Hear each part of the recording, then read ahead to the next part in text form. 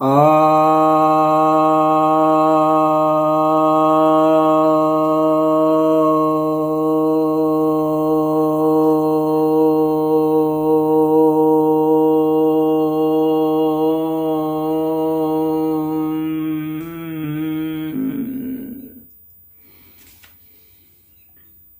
भक्तजनों को सप्रेम नमन।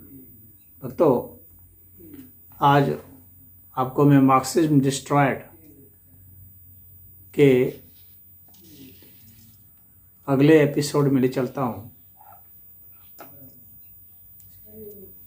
यह कार्ल मार्क्स के सिद्धांतों का खंडन का एपिसोड चल रहा है। मैंने अपनी पुस्तक the light of the world में कार्ल मार्क्स के वक्तव्यों को उद्धृत करते हुए उसका खंडन किया है, तो उसी को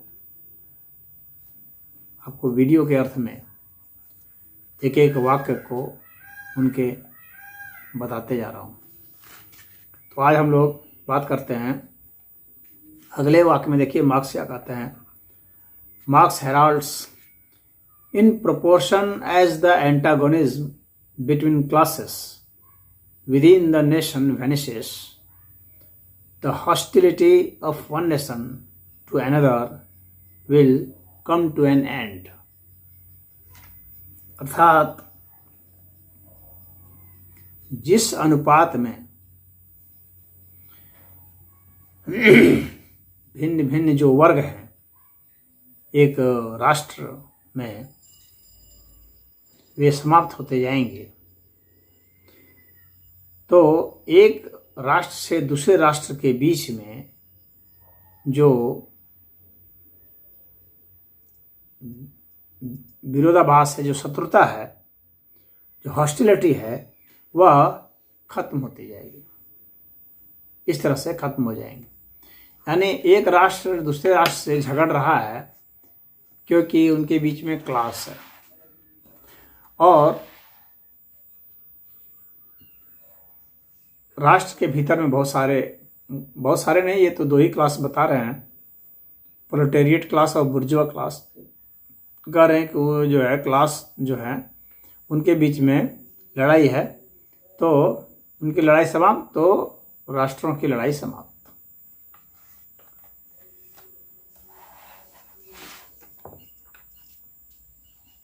पहली बात है कि क्लास जो है वह अपने आप प्रकृति के द्वारा अपनी प्रतिभा के, जिस व्यक्ति में जो प्रतिभा होती है कमाने की और खर्च करने की, उसके हिसाब से ही क्लास बनते हैं। यह किसी फिलोसोफर के द्वारा नहीं पैदा किया गया, किसी साजिश के द्वारा नहीं पैदा किया गया है मनुष्यों में, कि किसी ग्रुप के द्वारा कि उसने क्लास बना दिया। यह क्लास स्वाभाविक रूप से बनता है, ये बन ही जाएगा। क्या जितने कम्युनिस्ट पार्टी में सारे एक ही स्तर के होते हैं? मार्क्स के जो सपोर्टर थे क्या वे मार्क्स के बराबर हैं? तो मार्क्स का क्लास अलग था। मार्क्स के बाद जो दूसरे रैंक के होंगे उनका क्लास अलग होगा, तीसरे रैंक के जो लीडर होंगे उनका क्लास अलग होगा। तो क्लास तो अलग बन ही जाता है, क्योंकि यह प्राकृतिक है। तो ये कह रहे हैं कि वे जो क्लास है वो खत्म होने लगेगा और उनके बीच में जो शत्रुता है वह खत्म होने लगेगी। तो ईर्ष्या जो है, इसको समझना चाहिए। कार्ल मार्क्स को पता नहीं है कि ईर्ष्या जो है मनुष्य का एक स्वाभाविक गुण है, और ईर्ष्या राग जब होता है और लोभ जब होता है, लोभ तो बढ़ा रहे हैं मार्क्स, तो लोभ जब बढ़ेगा, ईर्ष्या बढ़ेगी, राग बढ़ेगा, द्वेष बढ़ेगा, हिंसा बढ़ेगी। तो हिंसा की बात कर रहे हैं, धन को छीनने की बात कर रहे हैं, सबको अधीन करने की बात कर रहे हैं। तो भला हॉस्टिलिटी कैसे कम होगी, शत्रुता कैसे कम होगी? तो ये शत्रुता कम होती है आध्यात्मिक होने से, जिसके विरोध में मार्क्स खड़े थे। एकमात्र जो है तरीका अब तक का यही रहा है कि अगर व्यक्ति आध्यात्मिक हो जाए तो उसमें शत्रुता की भावना नष्ट हो जाती है। वह सबके हित में सोचता है, सबके हित में करता है, क्योंकि लोभ, असत्य, भय इन सब समाप्त हो जाते हैं। तो अब मार्क्स तो यहाँ लोभ की वृत्ति दे रहे हैं, लड़ा रहे हैं एक दूसरे से, छीन रहे हैं,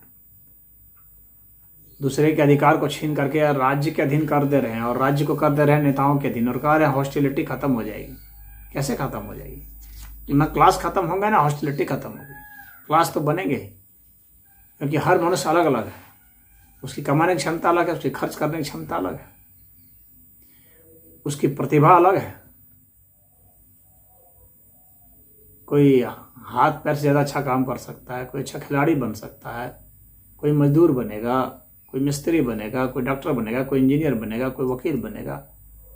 आप सबको एक जैसा पेमेंट कैसे दे सकते हैं? और ज़बरदस्ती कर देंगे तो उनके बीच में तो और ज़्यादा फुहड़पन हो जाएगा, वे और ज़्यादा निकम्मे हो जाएंगे, कहेंगे कि तब मुझे ज़्यादा पढ़ने से क्या फ़ायदा है, तब सबको मजदूर बना देंगे आप। तो क्लास तो रहेंगे, ये पक्की बात है। अब रह गई कि क्लास के बीच में जो हॉस्टिलिटी है, जो शत्रुता है, जो वैर भाव है, वह रहेगा कि नहीं? तो जब क्लास रहेगा तो वैर भाव भी रहेगा, और क्लास रहेगा ही रहेगा। तो वैर भाव जो है वह क्लास से मतलब नहीं होता है, वह लोभ से मतलब होता है। पद का लोभ, धन का लोभ, जन का लोभ जब रहेगा तो क्रोध, हिंसा, छिपाव, दुराव, राग, द्वेष, ये सब रहेंगे, तो बैर भाव भी रहेगा। एकमात्र उपाय आध्यात्मिकता है। तो आध्यात्मिकता से ही हम वर्गों के बीच जो ईर्ष्या भाव है, जो शत्रुता भाव है, वैर भाव है, ऐसे समाप्त कर सकते हैं, अन्यथा नहीं। तो मार्क्स का यह कहना कि वे ऐसे समाप्त हो जाएंगे। कैसे समाप्त हो जाएंगे या नहीं कह रहे हैं, ये कह रहे हैं बस कि जिस अनुपात में, अपने तुक्के में कह रहे हैं, कोई तरीका नहीं बताया, कि तुक्के में कह रहे हैं कि जिस अनुपात में वो घटता चला जाएगा। अरे कैसे घटेगा?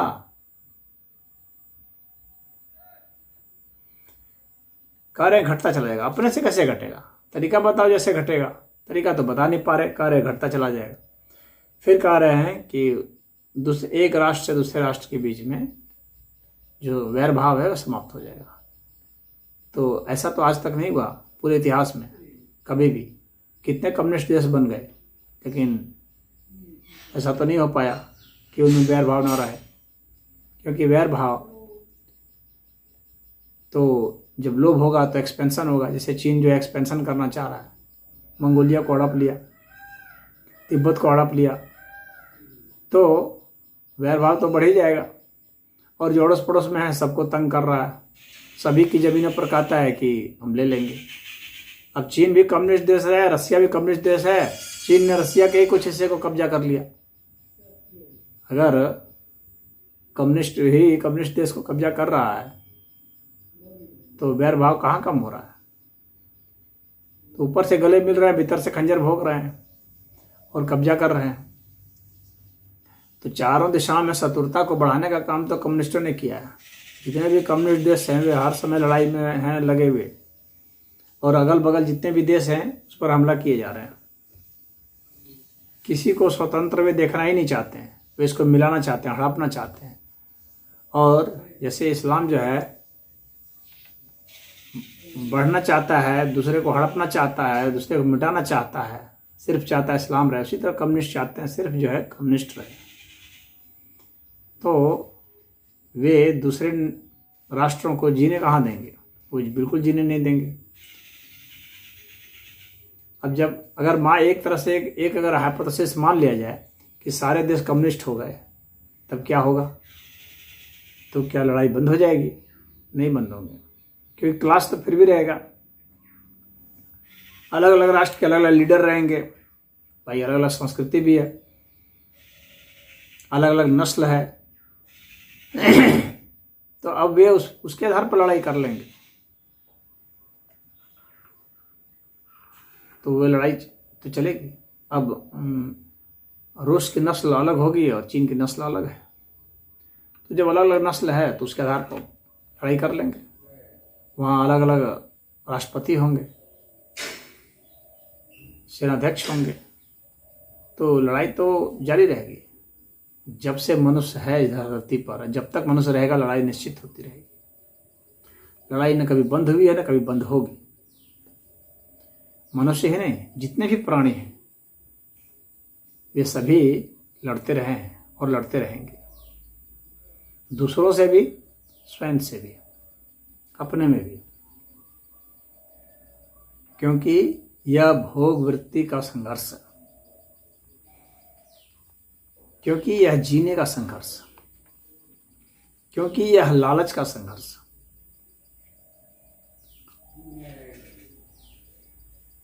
क्योंकि यह उच्चता का संघर्ष है कि कौन उच्च है, कौन श्रेष्ठ है। तो ये वृत्ति तो जारी रहेगी और लड़ाई जारी रहेगी, और सभी मनुष्य हो चाहे पशु हो, सभी में यह लड़ाई जारी रहती है। तो इसलिए यह कहना कि नेशन जो है वो लड़ाई बंद कर देंगे, यह बचकाना है और बहुत हल्के में लेना है। विषय को बहुत जल्दी में हल्के में समेट लेना है बिना यथास्थिति को जाने हुए।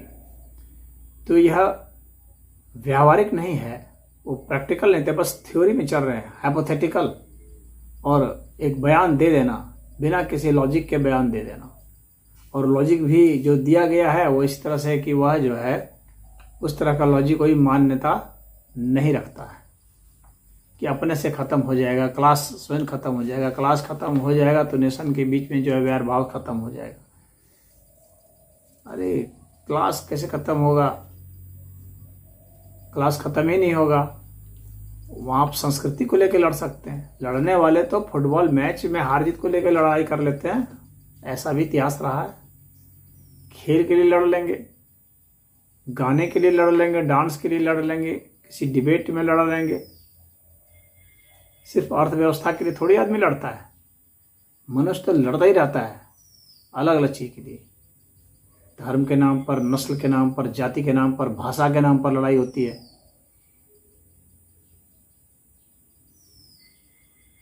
खेल कूद के नाम पर, नेताओं के नाम पर, पार्टी के नाम पर, तो लड़ाई होती रहेगी।